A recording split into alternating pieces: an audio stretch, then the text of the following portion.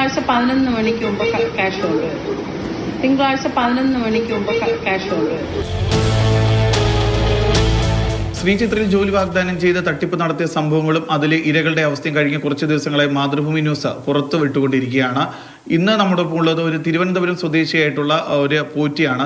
അദ്ദേഹത്തിന്റെ കയ്യിൽ നിന്ന് അദ്ദേഹത്തിന്റെ മകളുടെ നിയമനവുമായി ബന്ധപ്പെട്ട് 70 ലക്ഷം രൂപയാണ് ഒരു സംഘം തട്ടിയെടുത്തിരിക്കുന്നത്. എന്ത് പറയാണ് അവർ നിങ്ങളെ സമീപിച്ചത്? എൻ്റെ മകൾക്ക് ശ്രീചിത്രയിൽ ക്ലാർക്ക് ജോലി വാഗ്ദാനം ചെയ്ത് പിന്നെ 70 ലക്ഷം രൂപ പല ഘട്ടമായിട്ട് എൻ്റെ വീട്ടിൽ വന്ന് ഈ പ്രസന്നകുമാരി അമ്മ എന്ന് പറയുന്ന തളിയലിൽ താമസിക്കുന്ന അവർ പല പ്രാവശ്യമായിട്ട് വാങ്ങിച്ചുകൊണ്ട് പോയി.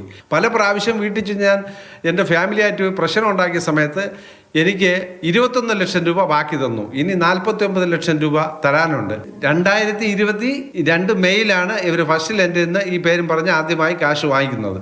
ഞാനിവിടെ കൊഞ്ചറുള്ള കാലടി താമസിക്കുന്ന ഒരു പോറ്റിയാണ്.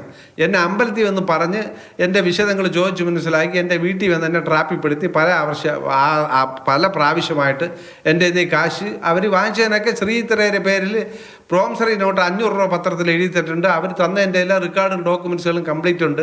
ഞാൻ അതിൻ്റെ പേര് കേസിൻ്റെ രീതിയിൽ നീങ്ങിയിട്ടുണ്ട്. പക്ഷേ ഇവർ നമ്പറിന് ഉടായ്പാണ്. ഞാനിപ്പോൾ സാമ്പത്തികമായിട്ട് വല്ലാത്തൊരവസ്ഥയിലാണ്, വല്ലാത്തൊരു പ്രതിസന്ധിയിലാണ്. ഇത് സംബന്ധിച്ച് ശ്രീചിത്രയിൽ എന്തെങ്കിലും പരാതി നിങ്ങൾ നൽകിയിട്ടുണ്ടോ? ശ്രീചിത്രയിൽ ഞാൻ രജിസ്റ്റേർഡ് ആയിട്ട് ഒരു പരാതി അയച്ചിട്ട് ഇതുവരെ അതിനെക്കുറിച്ച് യാതൊരു റിപ്ലൈയും ഇല്ല.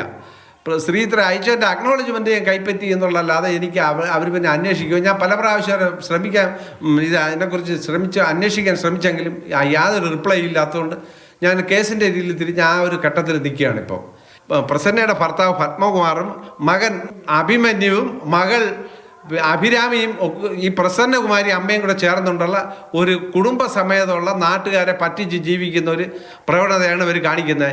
ESA എന്ന് പറഞ്ഞ ഡിപ്പാർട്ട്മെൻറ്റ്, ഇൻഷുറൻസ് ഡിപ്പാർട്ട്മെൻറ്റിലെ ഉദ്യോഗസ്ഥരായിരുന്നു. ആ പേരും പറഞ്ഞാണ് ഈ ശ്രീചിത്രയെ കയറിപ്പറ്റി.